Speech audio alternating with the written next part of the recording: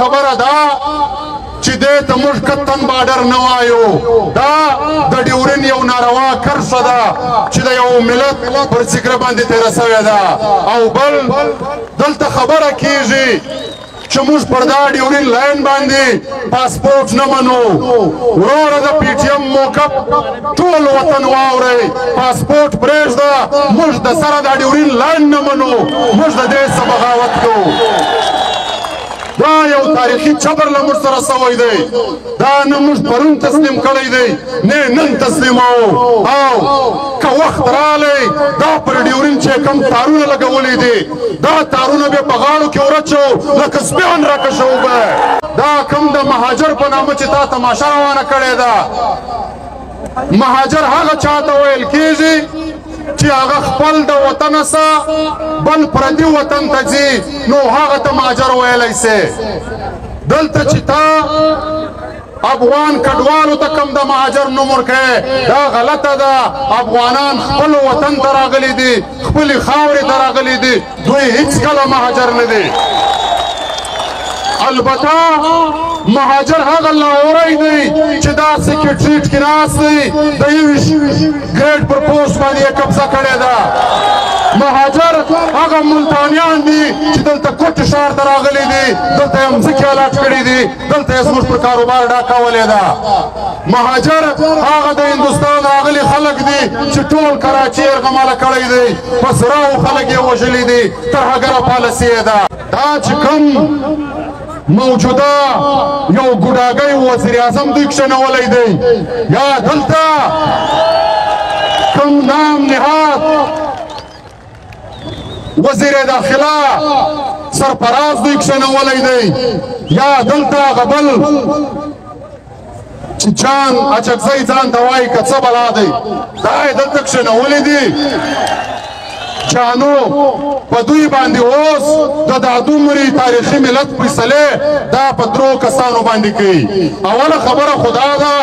زه نن د دې سټیج څخه چیلنج ورکومه چې تاسو د دا درو سرو ریکارډ راواخلئ زه په یقین درته وایم چې پر دوی باندې به د سایکل د غلا اف آی آرونه وي پر دوی باندې به د جیب وهلو اف آی آرونه وي ریاست پاکستان یو ځل بیا یو پالیسی جوړه کړې ده او کوشش روان دی چې دا پالیسی پر پښتنو افغانانو مسلطه کړي دا پالیسی په مختلفو طریقو باندې ده اوله خبره ده چې دلته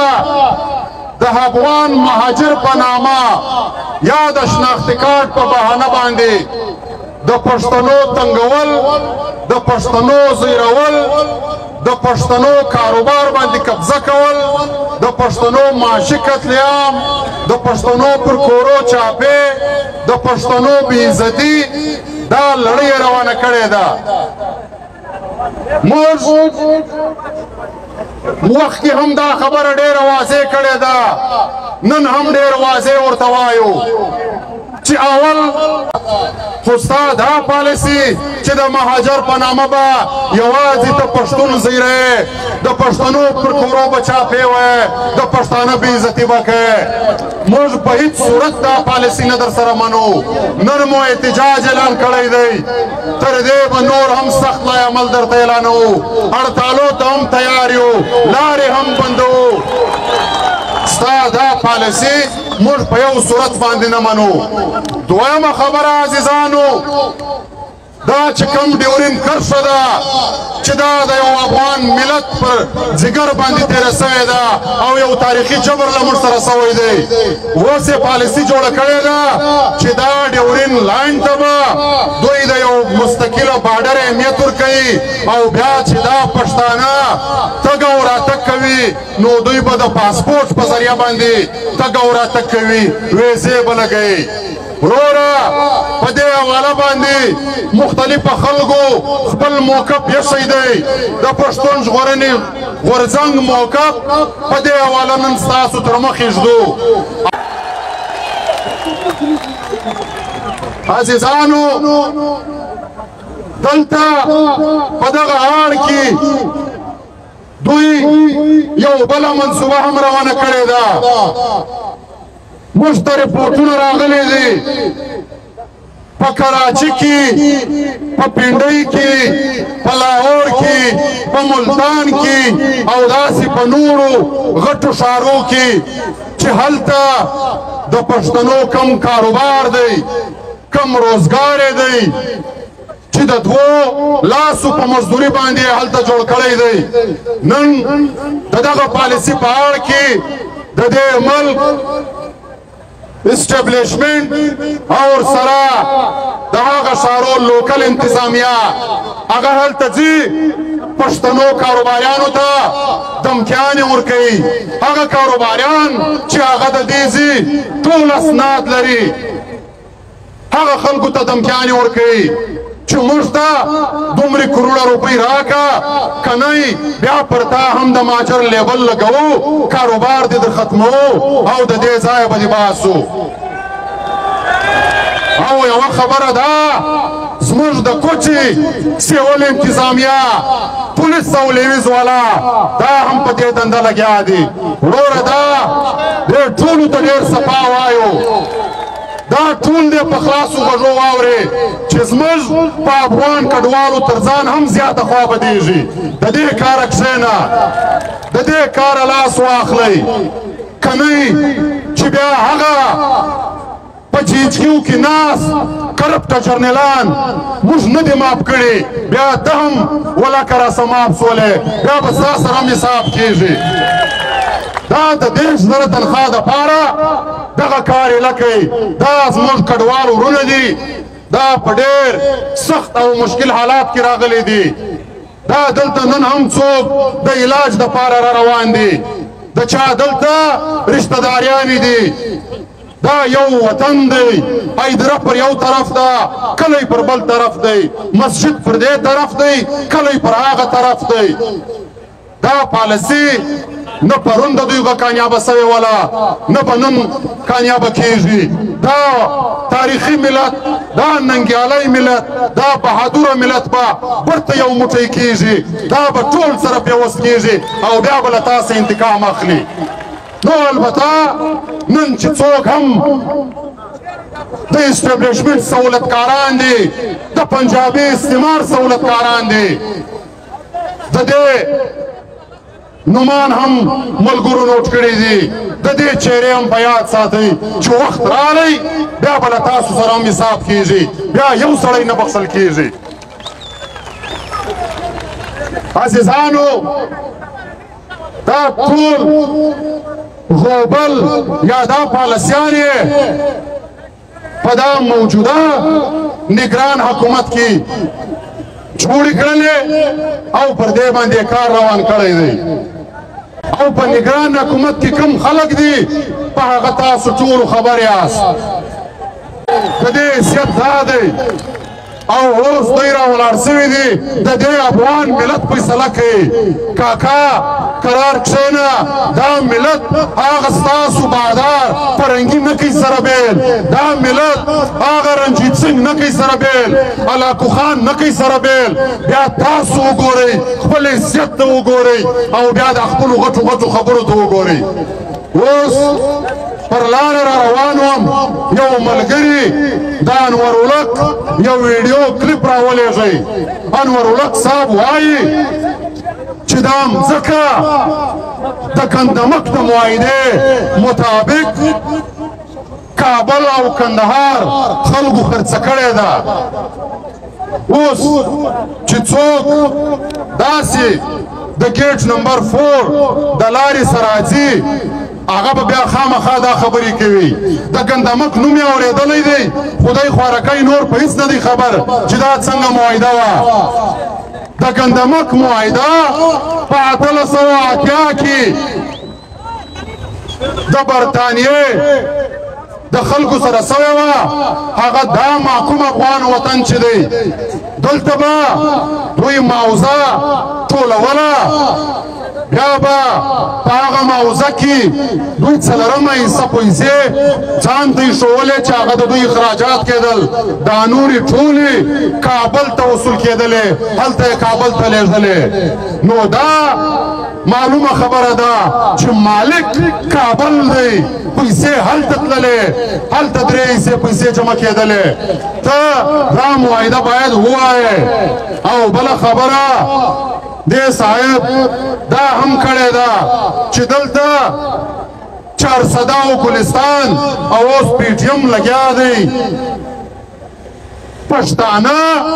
خرڅوي یا د پښتنو پر سر سیاست کوي نور خو دومره عزت نشته خو دومره ورته وایم چې تا موږ د هغه وخته پیژنو چې ته د سرور کاکړ په کور په برشور کې اوسېدلې هلته تا خدمتونه کول نو خپل حیثیت وپېژنه که دې بیا هم خپل حیثیت نه وپېژندی مزید دي د دې پنجابي تنخواه حلاله بیا به هغه هوټل والا هم راکوړه کوم ویډیو به وکړمه چې تر اوسه ته د هغو د چای قرضدار یې نو لهذا خپل حیثیتونه وپېژنئ دا وطن دا خاوره دا زموږ مور ده زموږ په دې خپله مور باندې خوا بدېږي او ته چې نن د دې خاورې دلالي کوې د پنجابي استعمار دپاره د دې مثال دا دی لکه څوک چې خپل د مور دلالي کوي نور سوچ ته پر وکړه عزیزانو د دې ټولو منصوبو سره سره چې دوی روانې کړي دي خو موږ ورته ټیټ سوي نه یو موږ پرون هم په ډاګه ورته ولاړ وو نن هم په ډاګه ورته ولاړ یو نن په داسې وخت کې چې دوی دا غوبل روان کړی دی هم زموږ ملګري د تور پنجابي استعمار په زندان کې بند پراته دي په کراچۍ کې نورالله ترین د 3 MPO ته یې وړی دی په زندان کې ایښی دی نورالله ترین بله کومه ګناه کړې ده هېڅ ګناه یې هم نه ده کړې هلته په کراچۍ کې چې د افغان کډوالو او پښتنو سره کم ناروا چلن کېدی نورالله د هغه مخ ته لکه غر داسې ولاړ و د هغه مخ ته یې مزاحمت کوئ دوی دا چې په کرونو آبادي ده د کراچۍ په دا دومرې خلکو کې د دغه نورالله ترین څه بیرېدی د دغه څه ولې چې نورالله ترین د کام پر سر سودا نه ده کړې کمپرومایز یې نه دی کړی هغه د غورځنګ د ملي مشر منظور احمد پښتون سره سوګند کړی دی که ژوند و ژوند به هم د دې ملت دپاره وي که مرګ و مرګ به هم د دې ملت دپاره وي هېڅ کمپرومایز نشته نو موږ دا پنجابي استعمار ته چټېږو همداسې د میرانشاه په کیله کې زموږ درې ملګري چې 5 میاشتې پرس وې ادرامان وزیر ګیلمن پښتون او زاکم وزیر دا هلته ډایرکټ پوجانو پورته کړي دي دا هغه ځای کوم GOC چې دی هلته یې په کیله کې ایښي دي 5 میاشتې وسولې نه یې تر اوسه پورې پولیسو ته حواله کړي دي نه یې عدالتو ته پیش کړي دي بیا د جبر په توګه په تشدد باندې په وحشت باندې په چرچر کېدو باندې زموږ په هغه ملګرو باندې غیر اخلاقي بیانونه هم دوی جاري کوي وروره اول خو د دې بیانو هیڅ قانوني حیثیت نشته ولې تا د جبر په توګه دا بیانونه په دوی ریکارډ کړي دي که چیرې ته دې بیانو ته یو اهمیت ورکړې نو بیا دا درته وایو چې دا اوس نه وایي آرمي چیف مې دوی تاسو وایاست چې دا حفظ قرآن دی دا د درو ګانټو دپاره په لاس راکړه په والله د افغانستان ټولې ترانې په ده باندې ووایم د دې هیڅ حیثیت نشته او موږ دا موجوده چیف جسټس ته وایو چې وروره تا ته ډېر امیدونه دي ستا د بحالۍ دپاره دلته دې سیاسي کارکنانو هر وخت مظاهرې کړي دي په تا یې خوا بده کړې ده ستا سره پر اوږه درېدلي دي پکار دا دی چې د دې نوټس ته واخلې او دا GOC طلب کې چې د کوم قانون په تحت باندې تا دا خلک د ځان سره ایښي دي نه عدالت ته پیښه نه پولیس والا ته حواله کوې پکار دا دی چې دوی نوټس واخلي کنی موږ په داسې حرکتو باندې د دوی په داسې ظلم او جبر باندې نه پرون ټیټ سوي یو نه نن ورته ټیټېږو همداسې به پر میدان ورته ولاړ یو بیا به پته لګېږي چې کله دا قام سره رایوسي موږ دا ملت سره رایو کړو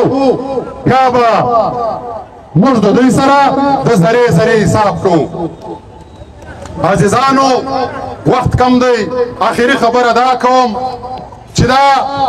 کلي سمنګلۍ چې د دې کوټې ښار یو ډېر تاریخي کلی دی د ملک سمنګل خان کاسي پر نامه دا کلی جوړ دی اول خو